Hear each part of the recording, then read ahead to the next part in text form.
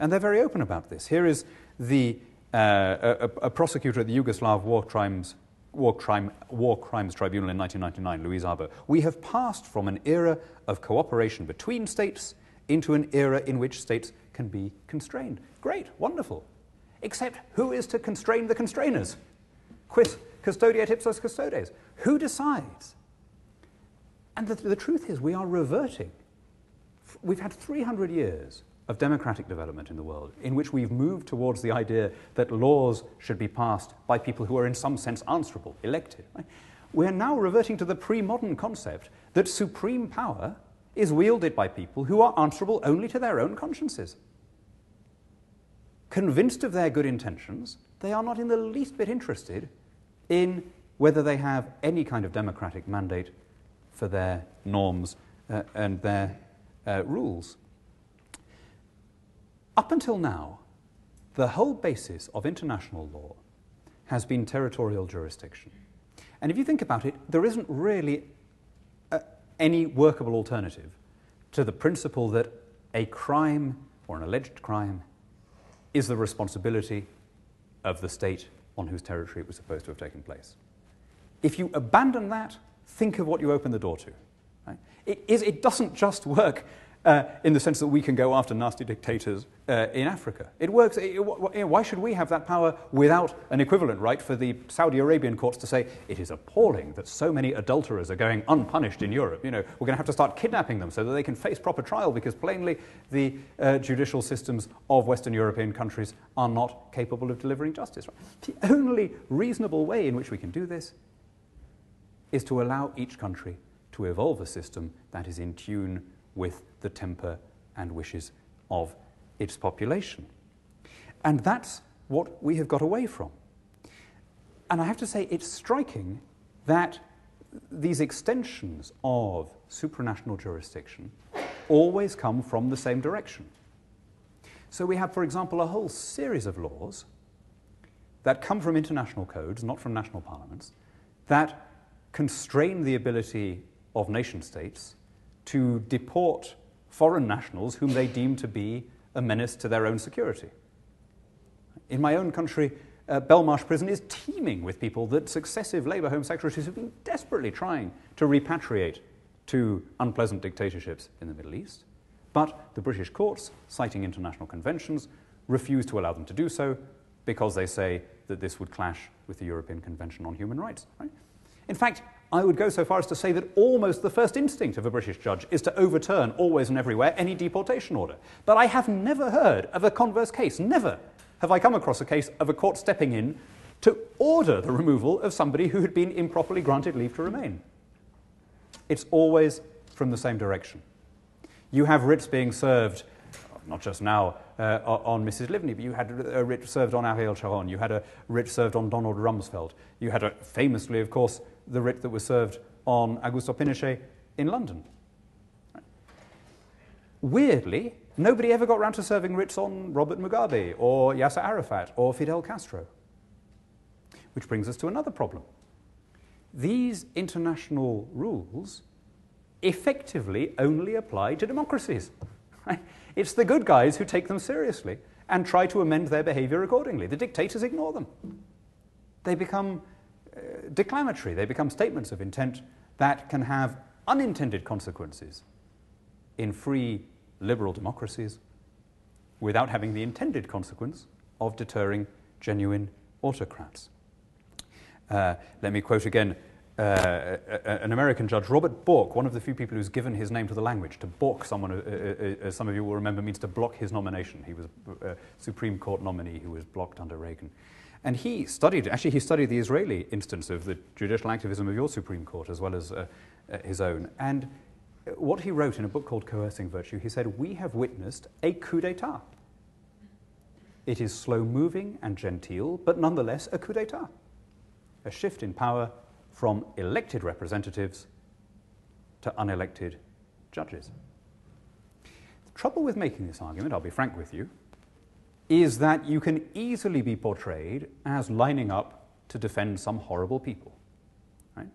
There is a very superficially powerful emotive argument that says But what if you've got some terrible man like Slobodan Milosevic, who is plainly not going to get justice in his own country? Can he really be immune from the consequences of his terrible crimes if the alternative is for us to hoik him out and try him somewhere else? Well, let's consider what happened in the Milosevic trial. He was held at The Hague for 8 years, while the International Tribunal on Yugoslavia worked its way in a leisurely manner through tens of millions of dollars. The court changed its rules of procedure on 22 occasions. It admitted hearsay evidence. When Milosevic proved surprisingly eloquent in his own defense, the court took the extraordinary decision to impose counsel on him. Right? In other words, they said, we are going to appoint somebody to defend you and tell him how to defend you. You're not allowed to defend yourself anymore. Even with all of this, there was no conviction. And we were nowhere close to a conviction when, after 8 years, having asked for and been denied permission to visit a heart specialist, he died in captivity without having been found guilty of anything. Now, my friends, if that had happened in Guantanamo, the world would have been outraged about the abuse of human rights. It doesn't get any better just because Milosevic was a horrible man. Bad men still deserve justice. In fact, bad men especially deserve justice. And when they fail to get it, it's the rest of us who are diminished. There's a short amount of time left, so let me give you one more example of somebody arguably even worse than Milosevic, right? If you were looking for an unutterable swine that we could all agree was a dreadful man, how about the president of Sudan, right? President Bashir, who has been responsible for the death or displacement of at least 300,000 of his citizens. All right, the government was not solely responsible for every atrocity there, but it must be reckoned the single worst offender. Last year, the International Criminal Court indicted, for the first time ever, a serving head of state. In other words, it declared war on Sudan. If we're being literally accurate about this, it is claiming jurisdiction, claiming the right to arrest the supreme embodiment of the sovereignty of another country.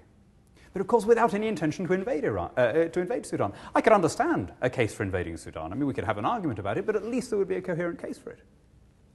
But the only thing we're doing by issuing this statement of intent without any intention of doing anything about it is, of course, to encourage him and every other dictator to dig in deeper, knowing that the option of standing down peacefully and escaping incarceration has now been closed. So in order to show what nice people we are, we have probably worsened the situation. But here's the real point.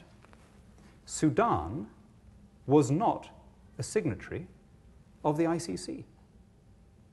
So we have established a slightly dangerous precedent that we can now enforce contracts against legal persons who have declined to sign them. Now, all right, it's not quite that simple. There was a UN resolution and Sudan didn't need to be in the ICC to be subject to it and all the rest of it. Nonetheless, the way in which you can spot the direction of the expansion of this corpus of law should worry you, as it worries me. One of your citizens or one of mine, a soldier in pursuit of his duty, is sooner or later going to find himself hauled up on the basis of a political charge. And not having signed the charter is not going to be a sufficient defense when that happens. Stop and analyze what that means. Okay? When the ideal of democracy got going in the 18th and 19th century, when the radicals started coming forward and saying, why don't we have government chosen by and for the people, they found that they had immediately raised the question, what people? In other words, within what unit is this democratic process going to be played out? And the answer that they came up with was, in truth, the only possible answer to that question. Democracy should be played out within a unit where people feel enough in common, one with another, to accept government from each other's hands. In other words, within a nation, within a unit of people where there is sufficient community of identity, of language, of culture, of religion, whatever, where even if you lose the election, you accept the result because you feel that common affinity, that common identity with your fellow countrymen. Israel, as I say, is the greatest living example of that principle at work, and it's therefore no coincidence that this should be the most thorough democracy, for hundreds of miles around. Those two facts are not coincidental. They're completely linked. So let me close with a heartfelt imprecation from a British conservative who loves his country to Israelis who still believe in theirs. The Jewish people were never just an ethnic or religious designation. They were the carriers of an elevated ideal. Israel isn't just a name on a map or a name on a passport. It is the supreme embodiment of the notion that every nation should have its state, that every people should have its place. You are not simply a random set of individuals who happen to hold that passport. You are the inheritors and the guardians of a sublime ideal. Hold fast to that ideal. Keep it safe for your children.